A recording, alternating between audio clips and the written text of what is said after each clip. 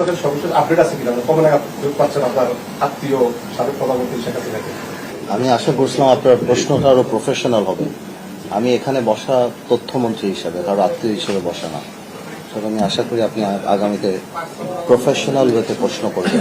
বাংলাদেশের সাংবাদিকরা আসলে কি বলবো আর, আন্দালিব রহমান পার্থ আমি দেখছি যে, বা সবাই জানেন, যখন শেখ হাসিনা ক্ষমতা ছিল তখনও সে কখনো শেখ হাসিনার পক্ষ নিয়ে কথা বলে নাই।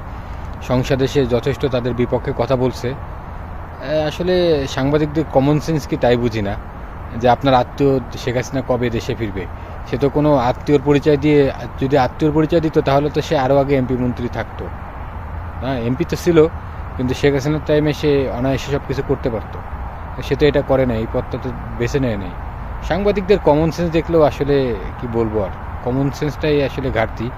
কোথায় কি প্রশ্ন করতে হবে, মানুষের দুর্বলতাটা বা আত্মীয় স্বজনের এটা খুঁজে বেড়ায়। কিন্তু আসলে আন্দালিব রহমান পার্থ এরকম লোক না, সবাই জানে। সে স্টেট কার্ড কথা বলতে পছন্দ করে। তো আপনাদের কি মনে হয় দর্শক, অবশ্যই কমেন্টের মাধ্যমে জানাবেন এবং ভিডিওটা ভালো লাগলে শেয়ার করবেন। আল্লাহ হাফেজ।